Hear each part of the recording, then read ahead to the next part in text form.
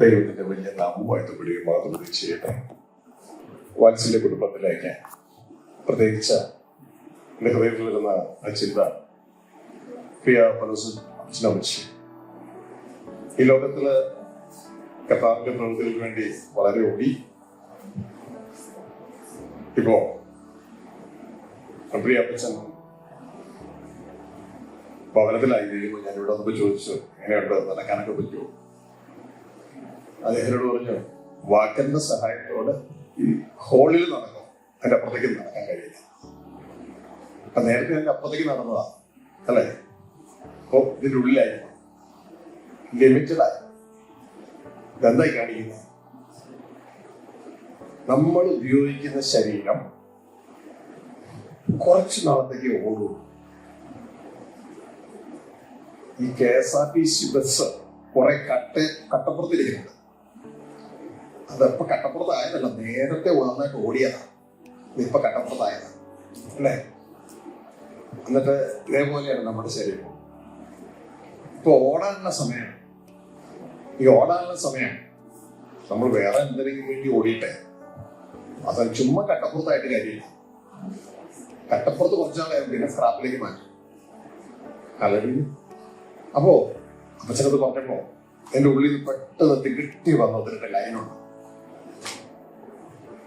തികട്ടി വന്നതിന്റെ ലൈൻ, അതിവേഗമോടുന്ന ജീവിത കാറ്റിൽ താളം പിഴച്ചു വലഞ്ഞിടാതെ കൂടാരമോട്ടം നിലയ്ക്കുന്ന മുൻപ് കർത്തന്റെ വേലകൾ പൂർത്തീകരിക്കാം.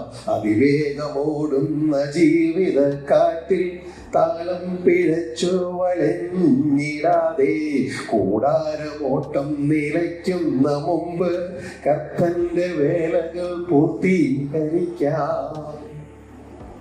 ഹല്ലേലൂയ. അതിവേഗം ഓടുന്ന ജീവിതക്കാറ്റ പെട്ടെന്ന് ഓടിപ്പോവാ, പെട്ടെന്ന് ഓടിപ്പോവാ. എന്നാൽ അതിൽ താളം പിഴച്ച് ഒരു പാട്ട് പാടുമ്പോ താളം പിഴച്ച, ഇതിപ്പോ ഞാനിപ്പോ പാടിയപ്പോ ഒരു വിക്ക് വന്നില്ലേ, കാരണം അത് പെട്ടെന്ന് കാണാൻ പറ്റുന്നില്ല, ലിറിക്സ് ടൈപ്പ് ചെയ്തത്. ഇതേപോലെ താളം തെറ്റിയാൽ പാട്ട് മൊത്തം കളയാൻ കണ്ടില്ലേ? നല്ല സ്പീഡിൽ പാടിക്കൊണ്ടിരിക്കുക, പെട്ടെന്ന് പവർ പോയി, പെട്ടെന്ന് ഓർക്കേണ്ട താളം പോയി, മൊത്തം പിഴച്ചു. ഇതേപോലെ നമ്മളിൽ നല്ലൊരു പങ്കിന്റെയും ജീവിതത്തിന്റെ താളം പിഴച്ചു കിടക്കുക. അതുകൊണ്ട് ഓടേണ്ടതിൽ നാം ഓടുന്നില്ല. ഇന്നത്തെ സമയത്തിന്റെ ടൈമില് എന്താ വേണമെന്ന് ഞാൻ ദേവസന്ധിയില് വൈകിട്ട് ധ്യാനിച്ചപ്പോ അങ്ങേക്ക് എന്നാ പറയാനുള്ളത്? അപ്പൊ എന്റെ ഹൃദയത്തിൽ വന്ന ചിന്ത, മറന്നുപോയ യുദ്ധം, മറഞ്ഞുപോയ യുദ്ധം, മറന്നുപോയ യുദ്ധം, മറഞ്ഞുപോയ യുദ്ധം. ആര്? ദൈവമാണ്.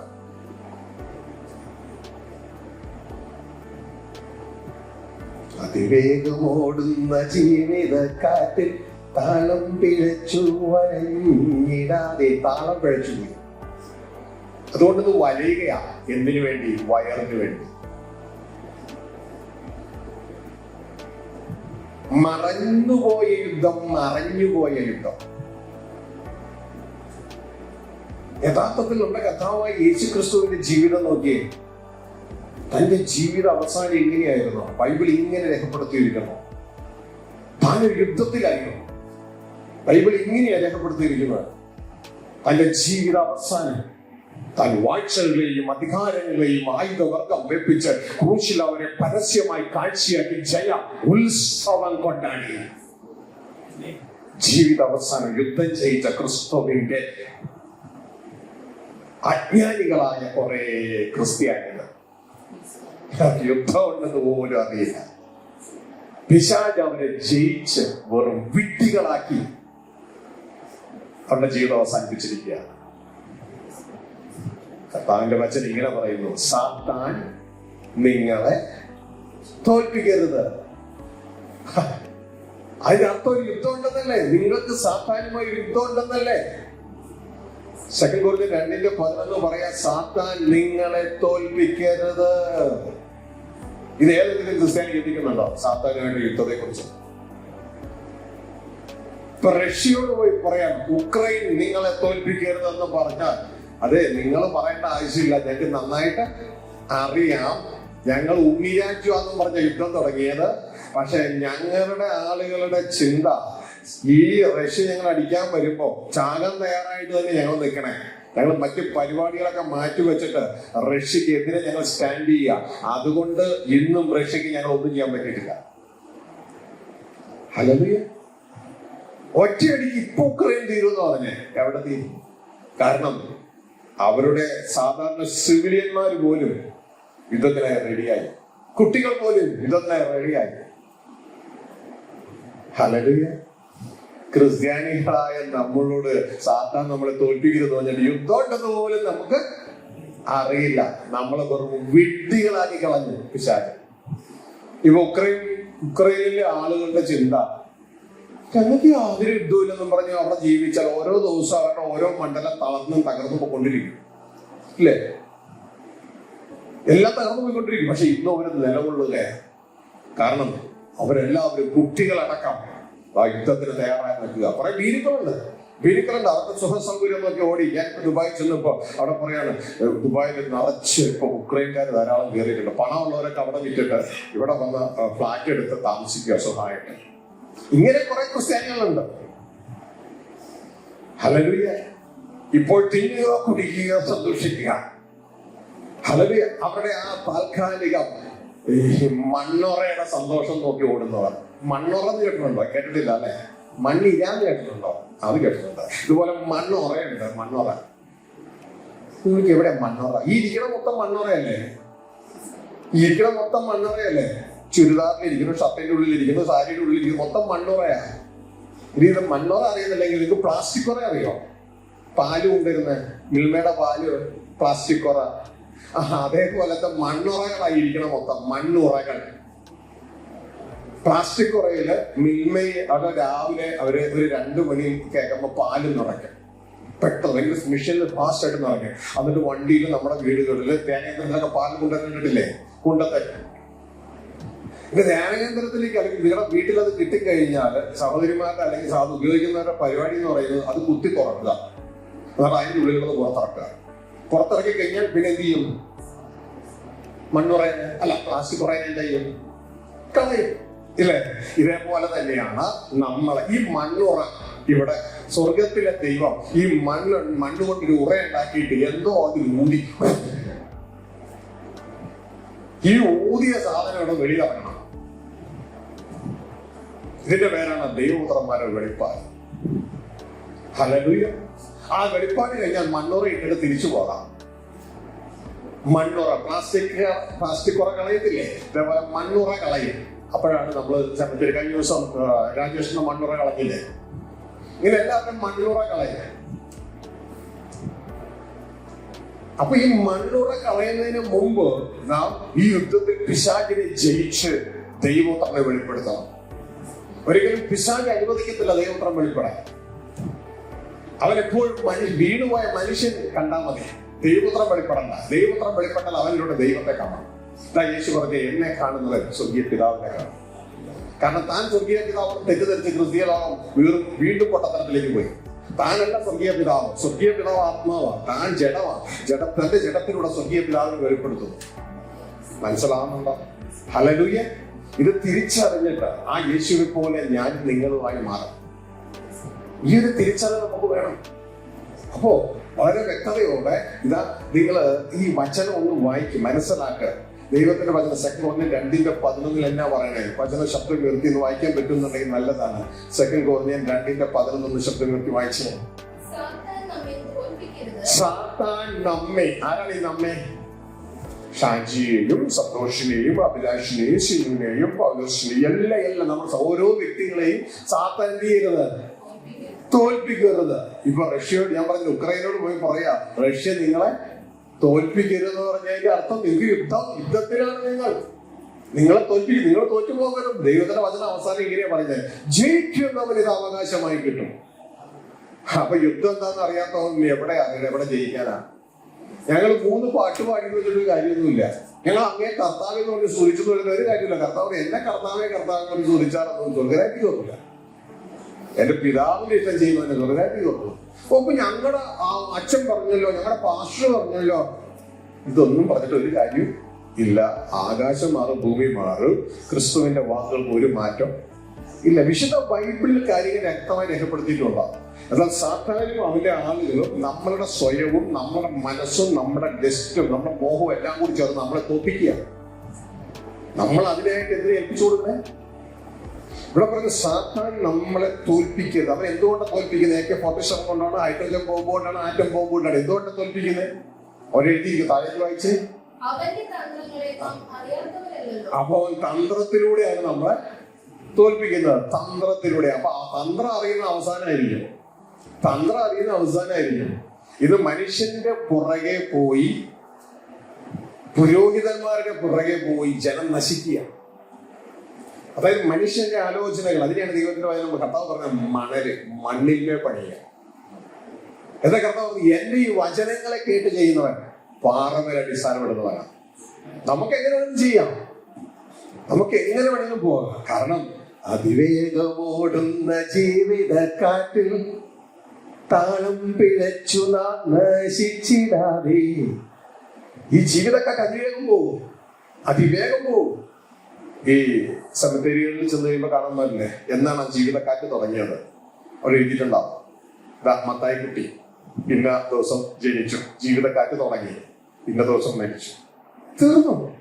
ആള് കുറച്ചാൾ കട്ടപ്പുറത്തായി, അതിനുശേഷം മണിയിൽ ഇത്രയുള്ളൂ നമ്മുടെ ജീവിതം. ഇത് വെറും പാക്കറ്റാണ്, മണ്ണ് പാക്കറ്റ്. ഹല്ലേലൂയ. ഇത് സൂക്ഷിക്കാനൊന്നും പറ്റത്തില്ല. ഇത് സൂക്ഷിക്കാനായി തൽക്കാലത്തേക്ക് നമുക്ക് സൂക്ഷിക്കാം, സൂക്ഷിക്കാം. നാവിനെ സൂക്ഷിക്കാം. ചിന്തകളെ മാനേജ് ചെയ്യുവാൻ ദൈവത്തിന്റെ കൃപയിൽ ശരണപ്പെടുക. ഇത് നമ്മൾ പഠിക്കണം. ഇവിടെ വെച്ച് നമ്മുടെ ചിന്തകൾ മാനേജ് ചെയ്ത് ആവശ്യമില്ലാതെ ചിന്തിച്ച് ശരീരരോഗത്തിലേക്ക് പോകും. ശരീരരോഗത്തിലേക്ക് പോയിട്ട് അയ്യോ സൗഖ്യം അതിന് കാര്യമില്ല. കാരണം നിന്റെ ഈ രോഗം നിന്റെ ശരീരത്തിൽ വരുന്നതിന് മുമ്പ് അതിന്റെ ചിന്തയിൽ വന്നു. ചിന്തയിൽ വെച്ച് നീ പിടിച്ചു കിടന്നായിരുന്നു. പക്ഷെ ചിന്തയിൽ വെച്ച് നീ പിടിച്ചു കെട്ടിയില്ല, അത് ശരീരത്തിലേക്ക് കയറി. കുറച്ചു കളയുമ്പോൾ ശരീരത്തിന്റെ തൊലിപ്പിടി പുറത്ത് കാണും, തട്ടിക്കൊക്കെ അല്ലേ? അപ്പൊ ഇതൊക്കെ നമ്മൾ സൂക്ഷിച്ചോളണം.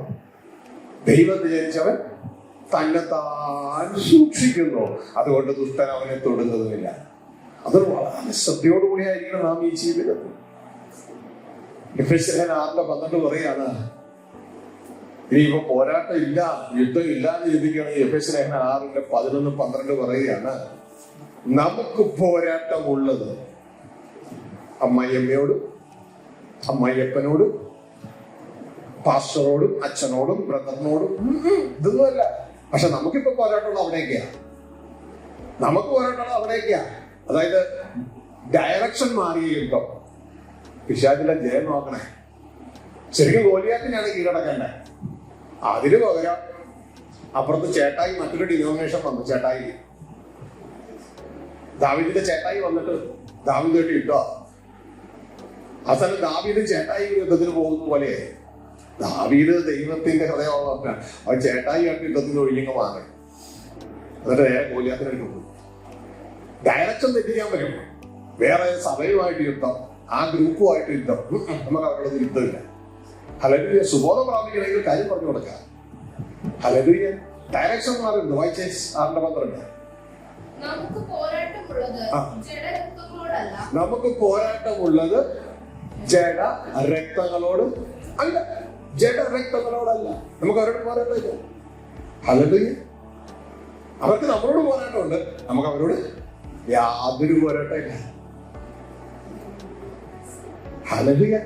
മനസ്സിലാക്കുക. എപ്പോഴും നമ്മുടെ മനസ്സിൽ പോലും ഒരു വ്യക്തിയോട് പോരാട്ടം ഉണ്ടാകരുത്. അവര് പോരാടം വരും. നീ അങ്ങനെയാടാ, നീ ഇങ്ങനെയാടാ, നീ ഇങ്ങനെയല്ലേടി, അങ്ങനെയല്ലേ, ഇങ്ങനെയല്ലേ. അപ്പൊ നമുക്ക് വിഷമം തോന്നും. അവര് നമ്മളെ കുറിച്ച് അങ്ങനെയൊക്കെ പറഞ്ഞു, ഇങ്ങനെയൊക്കെ പറഞ്ഞു, വിഷമം തോന്നും. അപ്പൊ ഉടനെ യേശുവിനെ ഓർത്താമോ? യേശുക്രിസ്തുവിനെ ഓർത്താണോ? യേശുക്രിസ്തു ചതിയനാണെന്നും യേശുക്രിസ്തു ആളുകളെ വഞ്ചിക്കുന്നുവെന്നും ഒക്കെ പറഞ്ഞ് അവസാനം ക്രൂശി കയറ്റി അതും ഇതൊക്കെ പറഞ്ഞ് അപ്പന്റെ മോനാണ് ഇറങ്ങി വാ ഞങ്ങളെ രക്ഷിക്കാന്നൊക്കെ പലതും ഒക്കെ പറഞ്ഞ് കിടക്കണ കണ്ടില്ലേ? അവനാണ് 3 ദിവസം കൊണ്ട് ദേവാലയം പണിയാൻ പോകാൻ കിടക്കണ കണ്ടില്ലേ? അപ്പൊ ഇതൊക്കെ വരുമ്പോ ഭയങ്കരമായ മെന്റൽ ടെൻഷൻ വരും അല്ലേ? അപ്പോ യേശുക്രിസ്തുവിനെ പറ്റി ദൈവത്തിന്റെ വചനം പറയാം, ദൈവകൃപയാൽ മരണം ആസ്വദിപ്പാൻ. മരണം ആസ്വദിപ്പാൻ. അപ്പൊ മരണം ആസ്വദിക്കുന്ന ആ ഒരു മണ്ഡലത്തിന് എല്ലാ മേഖലയിലും ദൈവകൃപ. യേശുക്രിസ്തുവിനെ പൊതിഞ്ഞിട്ട് യേശു ഇങ്ങനെ പറഞ്ഞു, പിതാവേ ഈ ദുഷ്ടന്മാരുടെ മേൽ ഇടുക്കി വീഴണമേ എന്ന് പറഞ്ഞ. പിന്നെ എന്നാ പറഞ്ഞേ? നമ്മളാണെങ്കിൽ എന്തെങ്കിലും തിരിച്ചു പറയോ അല്ലെ? എന്തെങ്കിലും പറയാം. അങ്ങനെയൊന്നും പറഞ്ഞില്ല. പെട്ടെന്ന് ദേഷ്യപ്പെട്ട അവൻ ഇങ്ങനെയൊന്നും പറഞ്ഞില്ല. ഞാൻ വേദനിച്ചിരിക്കുമ്പോഴാണ് അവന്റെ ഒരു ഒന്നും പറഞ്ഞില്ല. പിതാവേ ഇവർ ചെയ്യുന്നത് എന്തെന്ന് ഇവർക്ക് അറിഞ്ഞുകൂടാ. അതാണ് വിഷയം. ചെയ്യുന്നത് എന്താണെന്ന് അറിയത്തില്ലതേ. ഇവര് ചെയ്യുന്നതല്ല ഇവര് ചെയ്യുന്നത്, ഇവര് വേറെ എന്തോ ചെയ്യണേ. ഇവരോട് ക്ഷമിക്കണമേ. പകരം നമ്മളെപ്പോലെ ചാടിക്കടിച്ച് എന്തെങ്കിലുമൊക്കെ കയറി പറഞ്ഞാലുണ്ടല്ലോ ഉടനെ എന്താ പറ്റുന്നറിയാമോ? ആത്മലോകത്തെ പോലീസിന്റെ ലോക്കിടും. കണ്ടിട്ടില്ലേ? വിലങ്ങ് വെച്ച് തോന്നാൻ.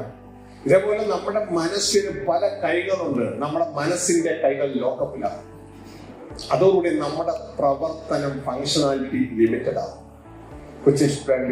ലിമിറ്റഡ് എല്ലാം ലിമിറ്റഡ് ആകും. പിന്നെ നമുക്ക് പഴയ ആ ഫങ്ഷനാലിറ്റി കിട്ടില്ല എന്നുവരെ, ആ ലോക്കിൽ നിന്ന് പുറത്തിറങ്ങുന്നവരെ. എപ്പോഴും നമ്മൾ ശ്രദ്ധിച്ചോളണം, നമുക്ക് ജഡരക്തങ്ങളോട് പോരാട്ടമില്ല. ഹല്ലേലൂയ. ജഡരക്തങ്ങളോട് പോരാട്ടമില്ല. തിരിച്ചറിയാം. അവര് പോരാടിക്കോ വരും. നമ്മൾ എന്ത് ചെയ്യണം? വളരെ ദൈവകൃപയിൽ ആശ്രയിച്ച് യേശു അതിനെ ഒഴിഞ്ഞു മാറിയതുപോലെ, ദാവീദ് ഒഴിഞ്ഞു മാറിയതുപോലെ ഒഴിഞ്ഞു മാറിക്കോ. ദാവീദ് ഗോലിയാത്തുമായിട്ട് യുദ്ധം. അപ്പോ യുദ്ധം നടക്കുന്ന സമയത്ത് ദാവീദിന് യുദ്ധം ചെയ്യാൻ പെർമിഷൻ ഇല്ല. അപ്പൊ ദാവീദ് അവിടെ ഇങ്ങനെ പറഞ്ഞു നടക്കുക, ഈ ഗോലിയാത്തിന് വെല്ലുവിളിക്കുക, ആര് പോരാടും എന്നോട്, ആര് പോരാടും. അപ്പൊ ദാവീദ് പെർമിഷൻ കൊടുക്കാൻ യുദ്ധത്തിന് പോകാൻ പറ്റും. ചേട്ടായി യുദ്ധത്തിൽ മെയിൻ കളത്തിലുണ്ട്. അപ്പൊ ദാവീദ് അവിടെ ചെന്ന് ഇവൻ ആരാണ്, ഇസ്രായേലിന്റെ ദൈവത്തെ വെല്ലുവിളിക്കുന്ന ഇവൻ ആരാണെന്നൊക്കെ ചോദിച്ചുകൊണ്ട് ഇങ്ങനെ പറയാം. അപ്പൊ ഈ ആ കാര്യങ്ങൾ കേട്ട് ദാവീദിന്റെ ചേട്ടായി കേട്ടു. ദാവീദ് ആരുടെ മെയിനല്ലേ? അപ്പൊ ദാവീദിന്റെ ചേട്ടായി യുദ്ധത്തിന് ഒരു ആരോട്? ഗോലിയാത്തിനോടല്ല, ദാവീദിനോട്. ഈ ദാവീദ് വേണം എന്ത് ചെയ്യാൻ? ഗോലിയാത്തിനെ തോൽപ്പിക്കാൻ. അപ്പൊ ഈ ദാവീദിനോട് യുദ്ധത്തിന് വരുന്ന ആരാ? സ്വന്തമായവരാ. ഇതാണ് ഇന്നും കണ്ടുകൊണ്ടിരിക്കുന്നത്. ഈ ദാവീദ് വേണം ഗോലിയാത്തിനെ തോൽപ്പിക്കാൻ. പക്ഷെ ഗോലിയാത്തിനെ തോൽപ്പിക്കാൻ വന്ന ദാവീദിനോട് യുദ്ധത്തിന് വരുന്നത് സ്വന്തമായവരാ. അപ്പൊ ഇവിടെ നമുക്കതിനുള്ള ബുദ്ധി വേണം. ചേട്ടായിയുടെ യുദ്ധത്തിന് പോകരുത്. പകരം ആ ഗോലിയാത്തിനെ തന്നെ വീഴ്ത്തണം. മനസ്സിലായി? ജഡരക്തങ്ങളോട് നമുക്ക് എന്തില്ല? പോരാട്ടമില്ല. ഈ ഒരു തിരിച്ചറിവാണ് ആദ്യം തിരിച്ചറിയേണ്ടത്. ഞാനിന്ന് യുദ്ധക്കളത്തിലാണ്. എനിക്ക് യുദ്ധം ചെയ്യാൻ കുറച്ച് സമയമുള്ളൂ. എന്നെ ഈ മനുഷ്യ പാക്കറ്റിൽ അല്ലെങ്കിൽ മണ്ണ് പാക്കറ്റിൽ ഇട്ട്, പ്ലാസ്റ്റിക് പാക്കറ്റിൽ പാലാ പോകുന്നത്, എന്നെ മണ്ണ് പാക്കറ്റിൽ ഇട്ട് ദൈവം കളിക്കളമായി യുദ്ധക്കളത്തിലേക്ക് അയച്ചിരിക്കുക. ഭൂമിയാകുന്ന ലോകമാകുന്ന യുദ്ധക്കളത്തിലേക്ക് എന്നെ അയച്ചിരിക്കുക ഈ മണ്ണ് പാക്കറ്റില്. ആ സമയത്ത് എനിക്ക് യുദ്ധമില്ലെന്ന് അറിയാൻ വേണ്ടി എല്ലാ ലോക സാഹചര്യങ്ങളും എന്റെ മുമ്പിൽ കൊണ്ടുവരും. ലോക സാഹചര്യങ്ങൾ ലെസ്റ്റ് എന്റെ മുമ്പിൽ കൊണ്ടുവരും. ലെസ്റ്റ് ഓപ്പോസിറ്റ് സെക്സിനെ കൊണ്ടുവന്ന് നമ്മളുടെ ലെസ്റ്റ് അകത്തുള്ള ദൈവം വെച്ച ആ മക്കളെ ജനിപ്പിക്കാനുള്ള ലെസ്റ്റ് അങ്ങ് ഉണർത്തും. അതിൽ നമ്മൾ വീടില്ലെങ്കിൽ സ്വപ്നത്തിൽ ലിസ്റ്റ് വരും. സ്വപ്നത്തിൽ കൊണ്ടുവരും. ഇങ്ങനെ പലതും കൊണ്ടുവന്ന ലിസ്റ്റ് നമ്മുടെ ഉള്ളിൽ മോഹം ഗർഭം ധരിച്ച് പാപത്തെ കുറിച്ച് അതങ്ങ് ഉണർത്തിക്കഴിഞ്ഞാൽ അതിൽ നമ്മൾ ലോക്കപ്പാകും. നമ്മുടെ മനസ്സിൽ നമ്മൾ ലോക്കപ്പാകും.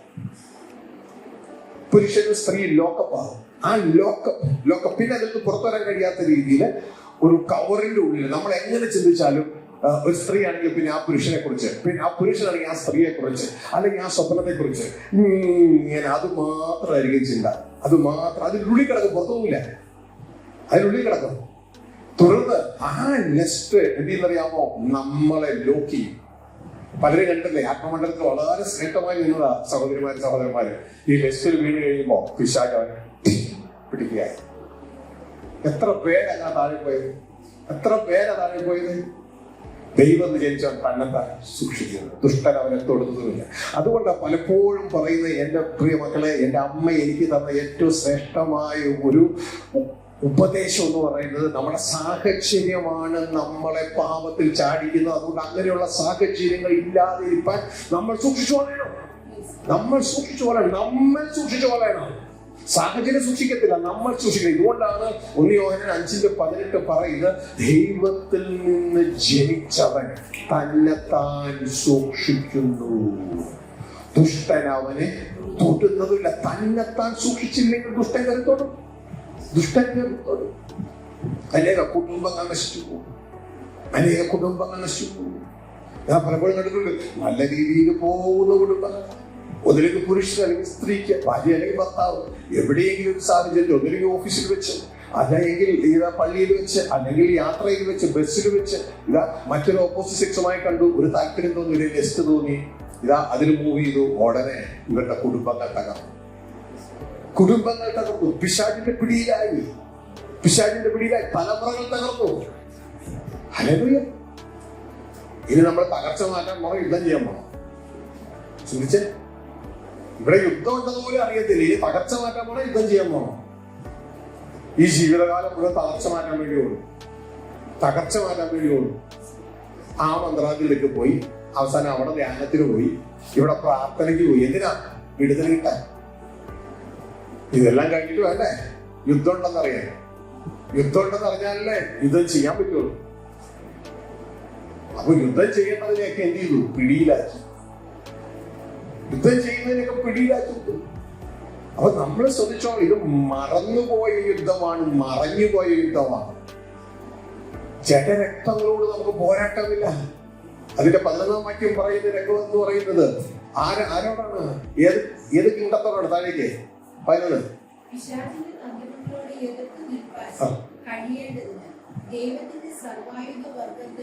അപ്പൊ ആരോടാ യുദ്ധം? പിശാചിനോടാണ് യുദ്ധം. അവന്റെ കൂട്ടരോടാണ് യുദ്ധം. പിശാചിന്റെ തന്ത്രങ്ങളോട് എതിർത്ത് നിൽപ്പാൻ കഴിയേണ്ടത്. അല്ലെങ്കിൽ അപ്പോ ഒരു ഭാഗത്ത് സാത്താൻ നിങ്ങൾ തോൽപ്പിക്കരുത് പറയുന്നു, ഇവിടെ വേറൊരു ഭാഗത്ത് പറയുന്നു അവന്റെ തന്ത്രങ്ങളെ എതിർത്ത് നിൽക്കാൻ നിങ്ങൾ ദൈവത്തിന്റെ സർവായുധം ധരിക്കണം. പിന്നെ ഡയറക്ഷൻ മാറരുതെന്ന് അടുത്ത വാക്യം പറയുന്നത്. യുദ്ധത്തിന്റെ ഡയറക്ഷൻ മാറരുത്. അവിടെ പറയാണ്, ജഡരക്തങ്ങളോട് നിങ്ങൾക്ക് പോരാട്ടമില്ല. നിങ്ങളുടെ യുദ്ധത്തിന്റെ ഡയറക്ഷൻ ജഡരക്തങ്ങളോടല്ല. ജഡരക്തങ്ങളോട് പോരാട്ടമില്ല. കവർണോടല്ല നിങ്ങൾക്ക് പോരാട്ടം. കവർനെ തെറ്റായ രീതിയിൽ ചലിപ്പിക്കുന്ന ചിന്തകൾ പ്രൊഡ്യൂസ് ചെയ്യുന്ന ആത്മലോകത്തെ പൈശാചികനോടാണ് നിങ്ങൾക്ക് പോരാട്ടം. നമ്മുടെ ചിന്തകൾ തെറ്റായി അവതരിപ്പിക്കും. നമ്മുടെ ചിന്തകൾ കറക്റ്റാണെങ്കിൽ പിന്നെ നമ്മുടെ ശരീരം കറക്റ്റായിട്ട് ഓടും. ചിന്തകൾ തെറ്റായതുകൊണ്ട് ശരീരം തെറ്റായി സംസാരിക്കുന്നത്, തെറ്റായി പ്രവർത്തിക്കുന്നത്. അപ്പൊ ചിന്തകളാണ് നമുക്ക് റൈറ്റ് ആക്കുന്നത്. അപ്പൊ ഈ ഒരു ഭാഗം വളരെ നമ്മൾ ശ്രദ്ധയോടെ ജീവിച്ചെങ്കിൽ മാത്രമേ നമുക്ക് ജയം പ്രാപിക്കാൻ പറ്റൂ. അതിവേഗം നമ്മളുടെ ജീവിതം കട്ടപ്പുറത്താകും. അത് മനസ്സിലാക്കിക്കോളാം. പിന്നെ പോകാൻ പറ്റത്തില്ല. നമ്മൾ ലിമിറ്റഡായി അവസാനം നമ്മുടെ പൂർവികരുടെ വഴിയിൽ പോകേണ്ട ഒരു കർത്താവിന്റെ വരവ് താമസമെങ്കിൽ. അപ്പൊ ഉള്ള സമയം നമ്മൾ തേജസ്സോടുകൂടെ നമ്മുടെ ഉള്ളില് ഏറ്റവും മനോഹരമായി നമ്മുടെ സ്വന്തം രാജ്യത്തെ, പൈശാചിക രാജ്യത്തെ എടുത്തു കളഞ്ഞ് ദൈവരാജ്യം നിറയണം. ദൈവരാജ്യം നിറയണം വെച്ചാൽ ദൈവരാജ്യം നിറയട്ടെ, എന്റെ ഉള്ളിൽ നിറയട്ടെ. ഇങ്ങനെ ദൈവരാജ്യം നിറയില്ല. It's a process, day by day. ഒരു യുദ്ധത്തിലെ ലാൻഡ് പിടിക്കുന്നത് പോലെ നമ്മുടെ ഉള്ളില് ഹൃദയത്തിന്റെ ലാൻഡ് പിടിക്കണം. അത് എങ്ങനെയെന്നറിയാമോ? സഹനത്തിലൂടെയാ പിടിക്കണ്ടേ. പക്ഷെ നമ്മളെ സംബന്ധിച്ച് സഹിക്കാൻ നമുക്ക് പറ്റുമോ? ആരെങ്കിലും ഒരാൾ നമ്മൾക്ക് ഇഷ്ടമില്ലാത്ത എന്തെങ്കിലും പറഞ്ഞാൽ നമുക്ക് പെട്ടെന്ന് ചോട്ടിക്കടിക്കും. നമുക്ക് സഹിക്കാൻ പറ്റുമോ? സഹിക്കാൻ പറ്റില്ല. സഹനത്തിലൂടെ നാം നമ്മുടെ പ്രാണനെ നേടണം. ദൈവവചനം പറയുന്നത്. ഇത് നമ്മൾ ചാടിക്കടിക്കുന്നത് നമ്മുടെ ബലമല്ല, നമ്മുടെ ബലഹീനതയാ. അത് കഴിഞ്ഞ് നോക്കിക്കോ, ശരീരത്തിൽ പല ഭാഗങ്ങളും ലോക്കപ്പാകും. നമ്മുടെ മൈൻഡ് ലോക്കാകും. പല മേഖലകളിലും മൈൻഡ് ലോക്കാകും. മൈൻഡ് ലോക്കായാൽ പിന്നെ ഫങ്ഷനാലിറ്റി ലോക്കായി. ചിലപ്പോൾ ആളുകൾ പറയാറില്ലേ, കാല് ഭയങ്കര വേദനയാ, വൈദ്യുതി എടുക്ക പോയി ഹോമിയോ കഴിച്ചു, ഒരു രക്ഷയില്ല. അവസാനം ഒരു ഇത് ECG എടുത്ത് നോക്കാം അതൊക്കെ പറഞ്ഞപ്പോ അത് ടെസ്റ്റിലൊക്കെ കഴിയാൻ മനസ്സിലായത് അത് കാലിന്റെ പ്രശ്നമല്ല, അങ്ങോട്ടേക്ക് പോകുന്ന ഞരമ്പ് ലോക്കായിരുന്നു. ഇവിടുന്ന് ഹാർട്ടിൽ നിന്ന് അങ്ങോട്ടേക്ക് പമ്പിങ് ഉണ്ടായിരുന്നു, അത് ലോക്കായിരുന്നു. അത് അങ്ങോട്ട് ചെല്ലണ്ടായപ്പോ മരവിൽപ്പും കാര്യങ്ങളൊക്കെ തുടങ്ങി. അതേപോലെ മൈൻഡിൽ ദൈവത്തിന്റെ നദി ഒഴുകുന്ന, ആ ജീവജനനദി ഒഴുകുന്ന ലോക്കാക്കരുത്. നമ്മുടെ ജീവിതത്തിന്റെ നല്ല മാനേജേഴ്സായി മാറും. അതിൽ നമ്മളെങ്ങനെ നല്ല മാനേജേഴ്സായി മാറുന്നത്? ക്രിസ്തുവെ ജീവിതത്തിൽ നമ്മുടെ തലയാക്കണം. നമ്മൾ തലയാകണം, ക്രിസ്തുവെ ജീവിതത്തിൽ തലയാകണം. ഹല്ലേലൂയ. അപ്പൊ വളരെ ശ്രദ്ധിച്ചു വേണം. നമ്മുടെ സാഹചര്യങ്ങൾ സൂക്ഷിച്ചോളാം, നമ്മുടെ കൂട്ടുകെട്ട് സൂക്ഷിച്ചോളാം. എനിക്കധികം കൂട്ടുകെട്ടൊന്നുമില്ല, എന്നെ അധികം ആരും വിളിക്കത്തില്ല. ഹല്ലേലൂയ. കാരണം അവർ എന്നെ വിളിക്കാതിരിക്കുക എന്റെ കാരണം ഞാൻ മനസ്സിലാക്കിയതുണ്ടെങ്കിൽ അവരുടെ കാക്കയോട് ചേരുന്നു, കൊക്കിനോട് ചേർന്നു, അല്ലേ, പരുന്നിനോട് ചേർന്നു. അപ്പോ ഞങ്ങളുടെ കൂട്ടായിരിക്കും പിതാവിനോട് വലപുത്രനായ ക്രിസ്തുവോടും കൂടെയാണ്. അപ്പൊ ഓരോ കൂട്ടുകെട്ട അനുസരിച്ച് ആളുകൾ ചേർത്തുള്ളൂ. അപ്പോ പ്രിയ സഹോദരങ്ങളെ, ഇതേപോലെ നമ്മൾ എന്തെയ്യണമെന്നറിയാമോ? ഈ അവരൊന്നും ഓടിക്കണ്ട, നമ്മൾ ആരാന്ന് അവർക്ക് മനസ്സിലാക്കി കഴിയുമ്പോൾ അവർ പയ്യെ അങ്ങ് മാറുള്ളൂ. മാറും. ഹല്ലേലൂയ. അപ്പൊ നമ്മളെപ്പോഴും ശ്രദ്ധിച്ചോളാം, നമ്മുടെ കൂട്ടുകെട്ടതായിട്ട്. സദൃശവാക്യം 22:24 പറഞ്ഞതെന്നറിയാമോ? 22:24 നമ്മൾ നമ്മളുടെ വഴികളെ എപ്പോഴും സൂക്ഷിക്കണം, സാഹചര്യങ്ങളെ സൂക്ഷിക്കണം. എന്താ 22:24? യുദ്ധത്തിന് വേണ്ടി നമ്മൾ ഒരുക്കുകയാണ്. ജസ്റ്റ് ഇൻട്രൊഡക്ഷൻ മാത്രമേ ഉള്ളത്. അല്ല, ശ്രദ്ധിച്ചു കേട്ടോ. കോപശീലനോട് എന്ത് ചെയ്യരുത്? സഹിത്വം അരുത്. ക്രോധമുള്ള മനുഷ്യനോടുകൂടെ എന്ത് ചെയ്യരുത്? നടക്കയും അരുത്. എന്താ കാര്യം? അവസാനം നീ നരകത്തിൽ പോകും. വായിക്കണേ.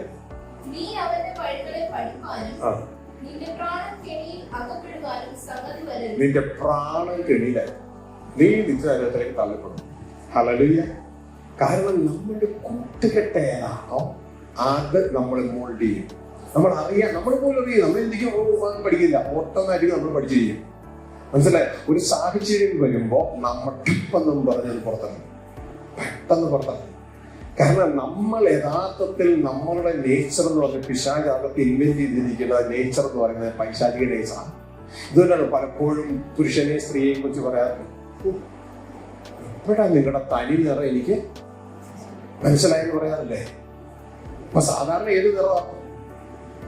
സാധാരണ നിറം എന്ന് പറഞ്ഞാൽ ഈ ലോകത്തിൽ അമ്മ പഠിപ്പിച്ചതോ അപ്പം പഠിപ്പിച്ചത്, എടി അങ്ങനെ ചെയ്യരുത്, എടാ അങ്ങനെ ചെയ്യണം, പാസ്റ്റർ പഠിപ്പിച്ചത്, സ്കൂളിലെ ടീച്ചറും മാഷും പഠിപ്പിച്ചത്, ആളുകളെ കാണുമ്പോൾ എഴുന്നേറ്റ് നമസ്തേ എന്ന് പറയണം. വീട്ടിലൊരാൾ വന്നാൽ നമസ്തേ എന്ന് പറയണം, പ്രൈസ് ദി ലോർഡ് എന്ന് പറയണം. ഇത് ട്രെയിനിങ്ങിലൂടെ നമുക്ക് കിട്ടിയ നേച്ചറാ. ഇതല്ല നമ്മുടെ നേച്ചർ. പക്ഷെ നമ്മുടെ ഉള്ളിലേക്ക് കുത്തിയാലുണ്ടല്ലോ, ഹൃദയത്തിൽ കുത്തിയാലുണ്ടല്ലോ, ഒട്ടനെ അകത്തുനിന്ന് നമ്മൾ ആരാന്ന് വെളിയിലാണ്. ഉടനെ ഈ വക ട്രെയിനിന്റെ സംഭവങ്ങളൊക്കെ മാറിയിട്ട് നമ്മളൊക്കെ വെളിയിറങ്ങും. അപ്പോഴാ പറഞ്ഞത്, ഞാൻ ആരാന്ന്, എന്റെ തനി നിറം ഞാൻ വലിയ റിപ്പോർട്ടാ. അപ്പൊ ഇതുവരെ കാണിച്ചതല്ല,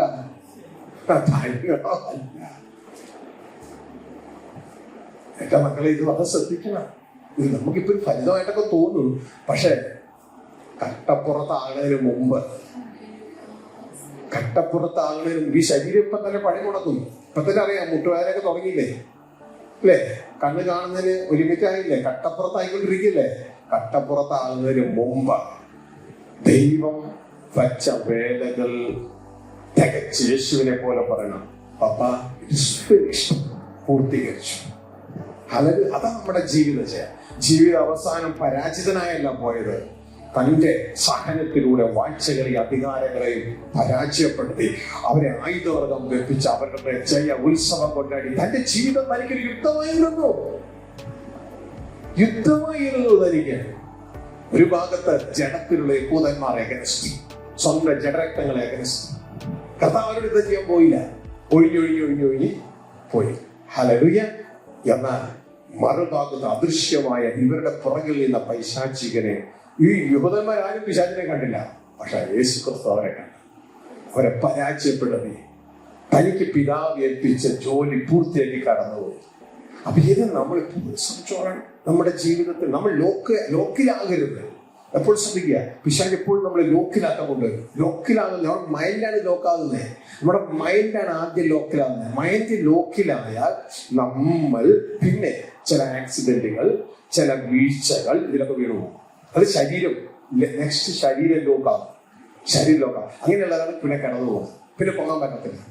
കാരണം ജീവിത വിശുദ്ധി കൂടാതെ നമ്മൾ ആത്മലോകത്ത് യുദ്ധത്തിന് പോരാടിയാൽ പരാജയപ്പെടും. മനസ്സിലാവുന്നല്ലോ? ജീവിത വിശുദ്ധി എപ്പോഴും നമുക്ക് ആവശ്യമാണ്. ഹല്ലേലൂയ. അതുകൊണ്ട് ദൈവത്തിന്റെ വചനം പറയുന്നത്, ദൈവത്തെ ജനിച്ചാൽ എന്ത് ചെയ്യുന്നില്ല? പാപം ചെയ്യുന്നില്ല, ജീവിത വിശുദ്ധി കീപ്പ് ചെയ്യുന്നു, ദുഷ്ടൻ അവനെ തൊടുന്നതും ഇല്ല. ജീവിത വിശുദ്ധി വളരെ ശ്രദ്ധയോടുകൂടെ. പലപ്പോഴും കൂടെ ഉള്ളവരോട് പറയാറുണ്ട്, നമ്മൾ സാധാരണ കളിക്കുന്ന കളിയല്ല, ചർച്ചിൽ കളിക്കുന്ന കളി. 3 പാട്ട് ആണുങ്ങൾ മാത്രങ്ങൾ പ്രാർത്ഥിച്ചു, പെണ്ണുങ്ങൾ മാത്രങ്ങൾ പ്രാർത്ഥിച്ചുള്ള പ്രാർത്ഥന. ഇത് റിയൽ യുദ്ധമാണ്.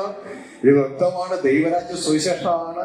അതുകൊണ്ട് യേശുവിനെ അന്നത്തെ യഹൂദന്മാർ ഒറ്റപ്പെടുത്തിയതുപോലെ നമ്മുടെ സഹോദരങ്ങൾ നമ്മളെ ഒറ്റപ്പെടുത്തും. അതൊരു ഉപരോധമാണ് അവർ കാണിക്കുന്നത്.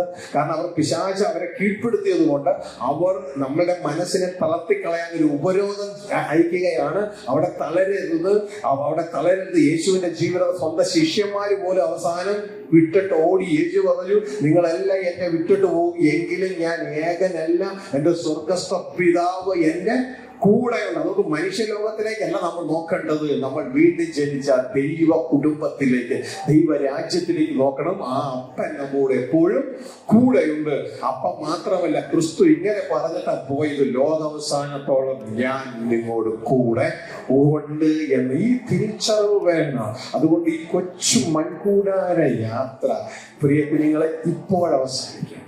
ഹല്ലേലൂയ. അതിവേഗം ഓടുന്ന ജീവിതക്കാറ്റാണിത്. അതിവേഗം ഓടുന്ന ജീവിതക്കാറ്റ്. ഈ അതിവേഗം ഓടുന്ന ജീവിതക്കാറ്റിൽ എങ്ങും പെട്ടുപോകാനായിട്ട് എന്നെ ആഗ്രഹം. ഹല്ലേലൂയ. അപ്പോ നമ്മൾ ഇന്ന് അധികമൊന്നും കേട്ടില്ല. നമ്മുടെ ലിസ്റ്റ് നമ്മൾ സൂക്ഷിക്കണം. ലിസ്റ്റ് മോഹം ഗർഭം ധരിച്ച് പാപം പ്രസവിക്കാനായിട്ട് എനിക്ക് ആഗ്രഹം. ഹല്ലേലൂയ. അതിലൂടെ പിശാച് നമ്മുടെ ജീവിതത്തിൽ അറ്റാക്ക് ചെയ്യും. അവൻ ഇടം കൊടുക്കരുത്. അതുകൊണ്ടാണ് ദൈവത്തിന്റെ വചനം വളരെ വ്യക്തതയോടെ എഫേസ്യ ലേഖനം 4:26-27 പറയുന്നത്, കോപിച്ച പാപം ചെയ്യരുത്. അപ്പൊ നമ്മൾ എന്തെങ്കിലും ഒരു വിഷയം ആരെങ്കിലും ഒന്ന് നമ്മൾ പറഞ്ഞു, നമ്മൾ പെട്ടെന്ന് തിരിച്ചടിച്ചു. അവന് ഒരു ലോക മനുഷ്യനാണെങ്കിൽ അവനെന്നാ പറയും? അവനും തിരിച്ചടിക്കും, ഇല്ലേ? അപ്പോ ഒരു ഫൈറ്റിലേക്ക് പോകുന്നു പിശാചിന്റെ ഇടമായി. ഹല്ലേലൂയ. അപ്പോ ഇവിടെയൊക്കെ നമ്മൾ എന്താ ചെയ്യേണ്ടതെന്ന് പറഞ്ഞു കഴിഞ്ഞാൽ, ദുഷ്ടൻ പിശാച് മുമ്പിലിരിക്കുക. അപ്പൊ എന്ത് ചെയ്തോളാം? മിണ്ടാതിരുന്നു, വായക്കടിയാനൊക്കെ ഹല്ലേലൂയ, മിണ്ടണം. അപ്പൊ ഇത് വളരെ നമ്മൾ ശ്രദ്ധയോടെ ആയിരിക്കും ഏത് സമയവും. 39-ാം സങ്കീർത്തനം 1-ാം വാക്യം ഒന്ന് വായിച്ച്. 39-ാം സങ്കീർത്തനം.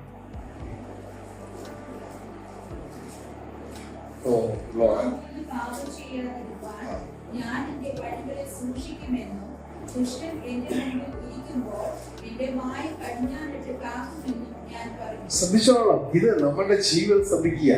അപ്പൊ പാപം ചെയ്യാതിരിപ്പ ഞാൻ എന്ത് ചെയ്യണം? നാവ് കൊണ്ട് പാപം ചെയ്യാതിരിപ്പ ആദ്യം ചെയ്യേണ്ട പണി എന്ന് പറയുന്നത്, നേരത്തെ കേട്ടില്ലേ, കോപിഷ്ഠനോട് സഹിതം വരുന്നത്.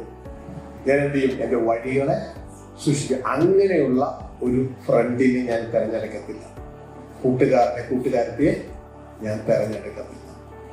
പിന്നെ അത്യാവശ്യം ഞാൻ അവിടെ പോയി പെട്ടുപോയാൽ ഇതാണ് അടുത്ത പ്രത്യേകത. നാവിനെ സൂക്ഷിക്കുക. മനസ്സിലാവുന്നതാ?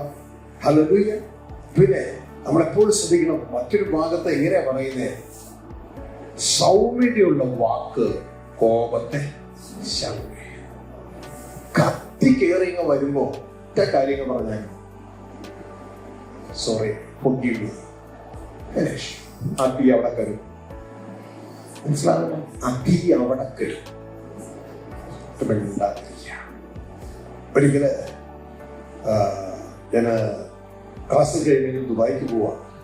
അപ്പൊ എന്റെ കൂടെ മറ്റൊരു നാഷണാലിറ്റി ഉണ്ട്, ഒരു ബംഗ്ലാദേശിന്റെ ഒരു ബിസിനസ്സുകാരുണ്ട്. അപ്പൊ ദുബായ് ഓഫീസിലൊരു 2 സെപ്പറേഷൻ പണി താഴെ മുഴുവൻ 2 നിലയാണ്. അതിനുവേണ്ടി പോവാ. അപ്പൊ ഇദ്ദേഹം പണിക്കാരനെ കൊണ്ട് പോവാ. പോകുന്ന വഴിക്ക് ഞാൻ ഇത്തിരി സ്പീഡിൽ പോയപ്പോൾ ഒരു അറബിയുടെ വണ്ടി ഇപ്പുറത്തുണ്ടായിരുന്നു. അപ്പോൾ അദ്ദേഹത്തിന് എന്തോ ഒബ്സ്ട്രക്ഷൻ പോലെ തോന്നി എന്റെ പോക്ക്. അദ്ദേഹം നേരെ വണ്ടി എന്റെ കൊണ്ട് വണ്ടി നിർത്തി. അപ്പൊ വണ്ടി ചവിട്ടി അങ്ങനെ നിർത്തണ്ടേ വന്നു. എന്നിട്ട് ഇറങ്ങി വന്നിട്ട് എന്തൊക്കെയോ വഴക്കത്തിന് അറബിയിൽ ഇങ്ങനെ പറയാം. തീ പോലെ ആയിരുന്നു ഉണ്ടായത്. അപ്പോ കർത്താവിനെ പഠിപ്പിച്ച ഈ വാക്യം സോറി സാർ. അപ്പോ കത്തി വന്നതാണ്. ആ തീ നമ്മുടെ സൗന്ദര്യോടൊരു വാക്കുകളാണ് കാര്യത്തിലാണ്. കുടുംബങ്ങളിൽ നിങ്ങൾക്ക് അപ്ലൈ ചെയ്യാം, ജീവിത പങ്കാളിനെ എടുക്കാൻ, ഓഫീസിൽ എല്ലാ മേഖലകളിലും അപ്ലൈ ചെയ്യാം. കത്തിക്ക് നമ്മൾ ജീവിതത്തിൽ ഇതൊന്നും പിടിച്ചാൽ കിട്ടത്തില്ല. കാരണം വണ്ടി ഓടിച്ചിട്ടിരിക്കുമ്പോൾ എന്താ സംഭവം നമുക്ക് അറിഞ്ഞൂടാ. പലരും വന്ന് ചൂടാകുമ്പോൾ എന്താ പോലും അറിഞ്ഞൂടാ എന്തേ ചൂടാ. കാരണം അവർക്ക് എന്തോ ഒബ്സ്ട്രക്ഷൻ നമ്മൾ ഉണ്ടാക്കി. അപ്പൊ എന്ത് ചെയ്യാ, കത്തിക്കുകയാണ്. Sorry sir. ചിലർ പറഞ്ഞു എന്ത് ചെയ്താലും സോറി പറഞ്ഞാലോ. അവിടെ ഒന്നും വേണ്ടിയുടെ സൗമ്യതയോടെ അതിങ്ങനെ താനങ്ങ പോകും. മനസ്സിലായ? കാരണം ഒരു ഭാഗത്ത് പോലും നമ്മളുടെ ഭാഗത്ത് നിന്ന് തിന്മ വരരുത്. ചില സമയത്ത് നമ്മൾ അറിയാതെ പൊട്ടിത്തെറിക്കും. പൊട്ടിത്തെറിച്ചാൽ അത് ന്യായീകരിക്കരുത്. പകരം പൊട്ടിത്തെറിച്ച് നമ്മൾ തിരിച്ചറിയുന്നത് നമ്മുടെ ജയമാണ്.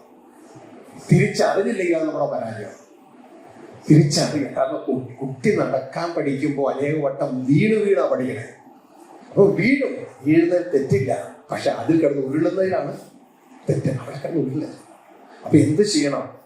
ഇവിടെ ഒന്നും നമ്മൾ ലോക്കപ്പിലാകരുത്. നമ്മൾ തിരിച്ച് റെസ്പോണ്ട് ചെയ്യുമ്പോൾ നമ്മുടെ വായിലെ വാക്കുകൊണ്ട് നമ്മൾ ലോക്കിലായി. പിന്നെ നമ്മുടെ മൈൻഡ് ആ ഭാഗത്ത് വർക്ക് ചെയ്യില്ല. കാരണം നമ്മളൊരു തെറ്റ് ചെയ്തു, തിന്മ ചെയ്തു, ഒരാളെ പോക്കറ്റ് അടിച്ചു.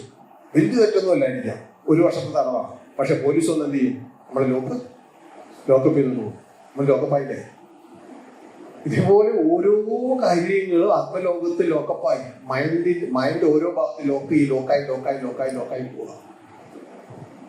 അല്ലെങ്കിൽ പിന്നെ മൂവ് ചെയ്യാൻ പറ്റില്ല. അപ്പൊ ദൈവം നമുക്ക് വെച്ച സമയത്തിന് മുമ്പേ പിന്നെ നമ്മൾ ഭൂമിയിൽ നിന്ന് കട്ടപ്പുറത്താകും ഡിപ്പാർട്ട്മെന്റ്. അതുകൊണ്ട് പൂർത്തീകരിക്കുക. ഹല്ലേലൂയ. അതുകൊണ്ട് കർത്താവ് പറഞ്ഞ പിശാചിന് ഇടം കൊടുക്കരുത്. നമ്മൾ ഇടം കൊടുക്കരുത്. പകരം അവന്റെ ഇടം ഇല്ലാതാക്കണം. മനസ്സിലായി? പിശാചിന് ഇടം കൊടുക്കുകയല്ല വേണ്ടത്, അവന്റെ ഇടം ഇല്ലാതെയാണ്. പക്ഷെ നമുക്ക് ഈ യുദ്ധത്തെ കുറിച്ച് വല്ല അറിവുണ്ടോ? നമ്മളങ്ങനെ ചിന്തിക്കുന്നവരുണ്ട്. ഇന്നൊന്ന് ചിന്തിച്ചു നോക്കി. ഇന്ന് രാവിലെ നേരം വെളുത്തു, ഒരു പ്രാവശ്യമെങ്കിലും എനിക്ക് സാത്താനെതിരെ യുദ്ധമുണ്ടോ ചിന്തിച്ചില്ല.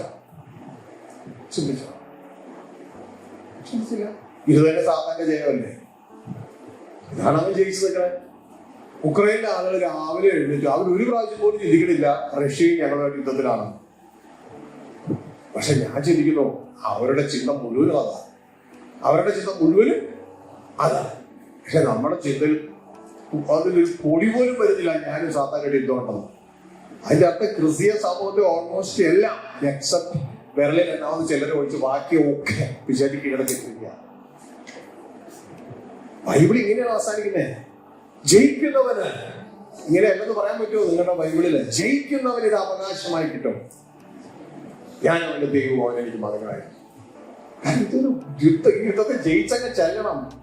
യേശുക്രിസ്തു ജയിച്ച് ചെന്നപ്പോഴാ ആ പേര് വീണത് കണ്ടോ? ഒരു പ്രവചനം യേശയ്യാ 9:6 അവൻ വീരനാം ദൈവം എന്ന് വിളിക്കപ്പെടും. യുദ്ധം ജയിച്ച് വരുമ്പോഴാ വീരനൊക്കെ പേര് വീണ. ഹല്ലേലൂയ. കാൽവരി ക്രൂശിലെ യാഗം കഴിഞ്ഞ് താൻ ചെല്ലുകയാ വീരനാം ദൈവം.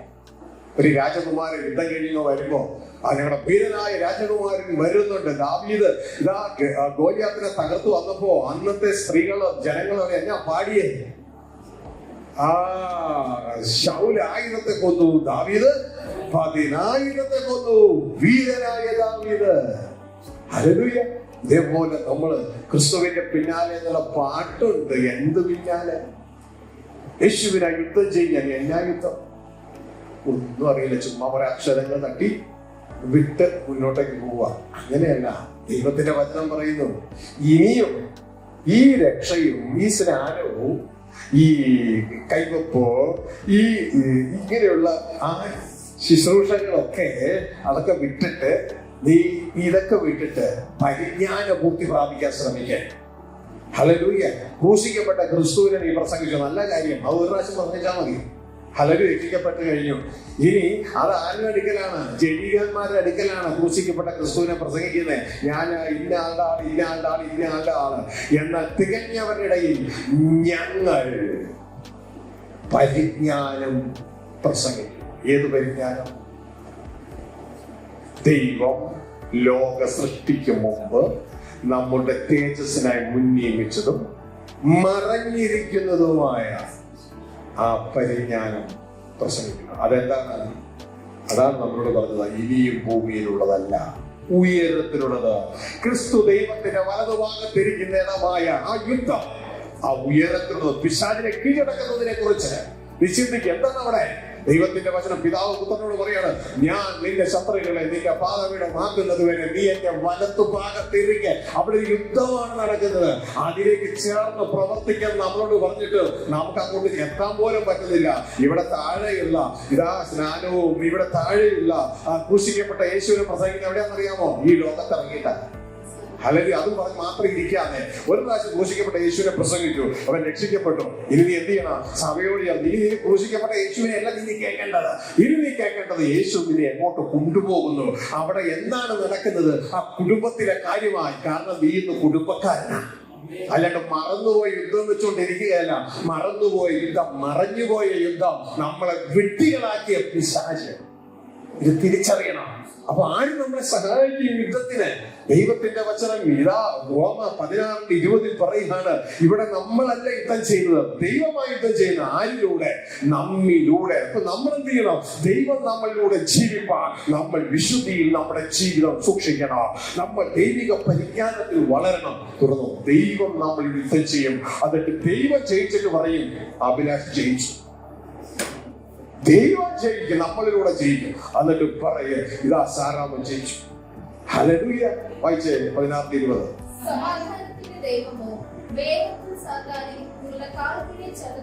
അപ്പൊ ആരാ ചതക്കണേ? ആരാ കീഴടക്കണേ? ദൈവമാ. പക്ഷെ ആരുടെ കാലിന് കീഴില്ല? നമ്മുടെ കാലിന് കീഴില്ല. അതിനർത്ഥം നമ്മൾ അവൈലബിൾ ആയാൽ മാത്രം മതി. ജീവിതം ശുദ്ധീകരിച്ച് ദൈവം നമ്മളിൽ ജീവിക്കാനും നമ്മളിലൂടെ ജീവിപ്പാനും നമ്മൾ നമ്മളെ ഏൽപ്പിച്ചുകൊണ്ടിരിക്കുക. ദൈവം പിശാചിനെ ചതയ്ക്കും നമ്മളിലൂടെ. എന്നിട്ട് ആ ജയം നമ്മുടെ പേരിൽ കണക്കെടുക്കും. ഹല്ലേലൂയ. അല്ലാണ്ട് ഒരു 3 പാട്ടിന്റെയും ഒരു പ്രാർത്ഥനയുടെയും ഒരു ആശീർവാദത്തിന്റെയും അങ്ങനെ ഈ മണ്ണാങ്കട്ട പാക്കറ്റ്, മൺപാക്കറ്റിന് എന്തെങ്കിലും ഗുണം കിട്ടി, മൺപാക്കറ്റിന്റെ തലവേദന പോയി, മൺപാക്കറ്റിന്റെ മുട്ടുവേദന പോയി. എന്റെ മോനെ മോളെ മുട്ടുവേദനയും തലവേദനയും പോണം നല്ലതാ. പക്ഷെ എത്ര മുട്ടുവേദനയും മൺപാക്കറ്റിന്റെ പോയാലും ഈ മൺപാക്കറ്റ് മൊത്തമായി മണ്ണിലടി പോകും. ഹല്ലേലൂയ. അതുകൊണ്ട് മൺപാക്കറ്റ് അല്ല നമ്മൾ. മൺപാക്കറ്റിന്റെ ഉള്ളിൽ ആ പാല് അതിരാവിലെ 2 മണിക്ക് ആ പാക്കറ്റിന്റെ ഉള്ളിൽ നിറച്ച്, ആ പാക്കറ്റിന്റെ ലൈഫ് എന്ന് പറയുന്നത് അമ്മയുടെ അടക്കള എത്ര വരെ ഉള്ളൂ, അല്ലെ? വീട്ടിൽ എത്ര വരെ ഉള്ളൂ പാൽ പാക്കറ്റിന്റെ ലൈഫ്. ഇതേപോലെ നമ്മുടെ ലൈഫ് എന്ന് പറഞ്ഞ സെമത്തേരി എത്ര വരെ ഉള്ളൂ മൺപാക്കറ്റിന്റെ ലൈഫ്. അതിനു മുമ്പ് യജമാനൻ ദൈവം നമ്മുടെ ഉള്ളിൽ നിറച്ച ആ ചിന്തകൾ റൈറ്റായിട്ട് വെളിയിലിറക്കണം. അതിന് തക്കവണ്ണം ഇപ്പോൾ പിശാച് കുത്തി നിറച്ച തെറ്റായ കാര്യങ്ങൾ, അതാണ് നമ്മൾ ഇന്ന് വെളിയിലിറക്കണം. അതിന്റെ പേരാണ് ദൈവത്തിന്റെ ഇഷ്ടമോ നമ്മുടെ ശുദ്ധീകരണം അല്ലേ? ഹല്ലേലൂയ. അശുദ്ധീകരണം നടക്കുന്നത് ആത്മാവിന്റെ വിശുദ്ധീകരണത്തിലൂടെയാണ്. അല്ലാണ്ട് നമ്മളുടെ ഡിസിപ്ലിൻ കൊണ്ട് മാത്രം നടക്കത്തില്ല. നമ്മൾ ഡിസിപ്ലിൻ വെച്ചാൽ നമ്മുടെ അകത്തുള്ള ചിന്തകളെ, തെറ്റായ ചിന്തകളെ പുറത്തിറക്കാതിരിക്കാൻ നമുക്ക് ചെയ്യാം. പക്ഷെ യഥാർത്ഥത്തിൽ തെറ്റായ അകത്തുള്ള ചിന്തകളെ പുറത്തു കളഞ്ഞ് ദൈവം വച്ചിരിക്കുന്ന പുതിയ സൃഷ്ടിയിലെ ചിന്തകൾ അകത്ത് നിറച്ച് നമ്മൾ ജീവിക്കുമ്പോഴാണ് ദൈവം നമ്മൾ വസിക്കുന്നത്. തുടർന്ന് ആ ദൈവം നമ്മുടെ സ്വയത്തെ ത്യജിച്ച് നമ്മൾ ദൈവത്തെ ഭൂമിയിൽ ജീവിക്കാൻ അനുവദിക്കുമ്പോഴാണ് നമ്മൾ ഭൂമിയിൽ ദൈവരാജ്യമായി മാറുന്നത്. ഈ ഒരു ചിന്തകൾ നമുക്ക് ദൈവം തരികയാണ്. അതുകൊണ്ട് ഈ വാത്സല്യ ഭവനത്തെ ദൈവം അനുഗ്രഹിക്കട്ടെ. കടന്നു വന്നിട്ട് എല്ലാവരെയും അനുഗ്രഹിക്കട്ടെ. ഈ ശബ്ദപരിധി കേൾക്കുന്ന സകലരെ ദൈവം അനുഗ്രഹിക്കട്ടെ. നീ അപ്സർ കഴിഞ്ഞ നാളുകളിൽ ഓടാൻ ദൈവം അനുവദിച്ചു. എന്നാൽ ഇതാ ഇപ്പോ അത് ഈ ഹോളിന്റെ ഉള്ളിൽ മാത്രം നടക്കുന്ന ഒരു ഓട്ടമായി അത് കുറഞ്ഞു. എന്നാൽ ഇവിടെ ഒരു സാഹചര്യം, അദ്ദേഹത്തിന്റെ ജീവിതം നമുക്ക് തരുന്ന സന്ദേശം എന്ന് പറയുന്നത്, മോനെ ഇപ്പൊ ഞാൻ അകത്ത് മാത്രമായി പോയി, ലിമിറ്റഡായി, പക്ഷെ നീ പുറത്തുണ്ട്. നിന്റെ സമയം പിശാചി പിടിക്കരുത്. നിന്റെ മനസ്സിനെ പിശാചി പിടിക്കരുത്. നിന്റെ ആരോഗ്യത്തെ പിശാചി പിടിക്കരുത്. പിശാചി നിന്നിൽ നിന്ന് പിടിച്ചെടുത്ത സമയത്തെ ഉദ്ധരിച്ചെടുത്തിട്ട് നീ അതിവേഗം ദൈവത്തിനായി ദൈവത്തിന്റെ ശരീരം കൊണ്ട് ഓടി യേശു കർത്താവ് പൂർത്തിയാക്കിയതുപോലെ ഇറ്റ് ഈസ് ഫിനിഷ്ഡ് എന്ന് പറഞ്ഞുകൊണ്ട് പിശാചിനെ ജയിച്ച് പൂർത്തീകരിച്ച് കടന്നു ചെല്ലുക. ഹല്ലേലൂയ. പൗലോസ് പറഞ്ഞതുപോലെ ഞാൻ നല്ല ഓട്ടം ഓടി, ഓട്ടം തികച്ചു. ഇനി വിശ്വാസക്കാർക്ക് ഇനി കിരീടം എനിക്കായി, ജീവിതത്തിലൂടെയുള്ള കിരീടം എനിക്കായി വെച്ചു. ഈ ഒരു ചിന്തയിലേക്ക് നാം ഓരോരുത്തരും കടന്നു വരിക. അങ്ങനെ ഈ യുദ്ധം മറന്നു പോകാൻ അനുവദിക്കരുത്, മറന്നു പോകാൻ അനുവദിക്കരുത്. നമുക്ക് പോരാട്ടമുള്ളത് ജഡരക്തങ്ങളോടല്ല, വാഴ്ചകളോടും അധികാരങ്ങളോടും, അന്ധകാലോകത്തിലെ ആധിപത്യ ശക്തികളോടും, സ്വർലോകത്തിലെ ദുഷ്ടാത്മ സേനയോടുമാണ്. അതായത് പിശാചിനോടാണ് യുദ്ധമുള്ളത്. ഈ യുദ്ധത്തിൽ ഡയറക്ഷൻ മാറരുത്, ജഡരക്തങ്ങളിലേക്ക് ഡയറക്ഷൻ കയറി പോകരുത്. പിശാചിനോടാണ് യുദ്ധം.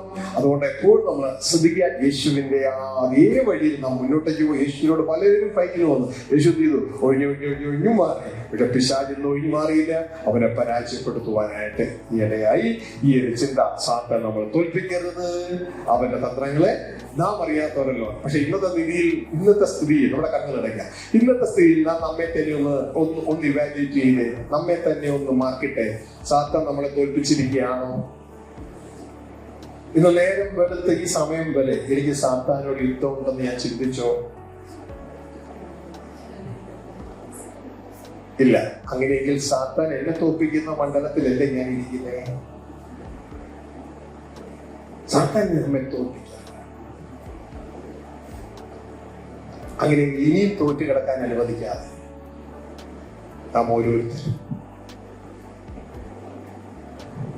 അന്ന് ദൈവം നമുക്ക് തരുന്ന ആഹാരം പ്രാപിച്ചുകൊണ്ട് സാത്താനെ ചെയ്യുവാൻ അവൻ യുദ്ധം ചെയ്യുന്നത് പത്രങ്ങളിലൂടെയാണ്. നമ്മുടെ മനസ്സിനെ അവൻ പിടിക്കുകയാണ്. നമ്മുടെ ജീവിതത്തിലേക്ക്, നമ്മുടെ കുടുംബത്തിലേക്ക്, നമ്മുടെ ഓഫീസിലേക്ക്, നമ്മുടെ ജീവിത സാഹചര്യങ്ങളിലേക്ക് നമ്മുടെ ലെസ്റ്റ് ഉയർത്തുന്ന, ഒരു സ്ത്രീക്കും ഒരു പുരുഷനും ലെസ്റ്റ് ഉയർത്തുന്ന തലങ്ങളെ കൊണ്ടുവരികയും അങ്ങനെയുള്ള വീഡിയോസ് നമ്മുടെ മുമ്പിൽ കൊണ്ടുവരികയും അങ്ങനെയുള്ള ടോക്കുകൾ, വാക്കുകൾ നമ്മുടെ മുമ്പിൽ കൊണ്ടുവരികയും ദാവീദിന്റെ മുമ്പിൽ സുന്ദരിയെ ബത്സബ കുളിക്കുന്ന ഒരു സാഹചര്യം കൊണ്ടുവരികയും ഇങ്ങനെ പലതിലും നമ്മളെ പിടുത്തിക്കളയുന്ന, നമ്മളെ മൈൻഡിനെ ലോക്ക് ചെയ്യുന്ന, വിലങ്ങിലാക്കുന്ന സാഹചര്യങ്ങളിൽ കുടുങ്ങിപ്പോകാതിരുന്നു. കർത്താവ് പ്രത്യേകം തന്റെ പ്രാർത്ഥനയിൽ ഇങ്ങനെ പ്രാർത്ഥിക്കാൻ നമ്മൾ ആവശ്യപ്പെട്ടു. പിതാവേ, പ്രലോഭനങ്ങളിൽ ഞങ്ങളെ ഉൾപ്പെടുത്തരുതേ, ദുഷ്ടന്റെ കയ്യിൽ ഞങ്ങളെ കാത്തുകൊള്ളണം. പ്രലോഭനം വരുന്ന എവിടെന്ന? ബാങ്കിൽ നിന്നല്ല, ആശുപത്രിയിൽ നിന്നല്ല, മറ്റു ഒരിടത്തുമല്ല പ്രലോഭനം വരുന്നത്. എന്റെയും നിങ്ങളുടെ ഉള്ളിൽ അതിൽ ഉൾപ്പെട്ടു പോകരുത്. ലോകത്തിൽ നമ്മളെ സെക്സിൽ പിന്നെയായി വലിക്കുന്ന ശക്തികൾ ഇല്ലാതിരിക്കത്തില്ല, അവരുണ്ട്. പ്രലോഭനം നൽകുന്ന വീഡിയോസ് ഉണ്ട്, ചിത്രങ്ങളുണ്ട്. പക്ഷെ പ്രലോഭനത്തിൽ നാം പിടിക്കപ്പെടുന്നത് നമ്മുടെ ഉള്ളിലെ ആ ചിന്തകളിൽ നിന്നാണ്.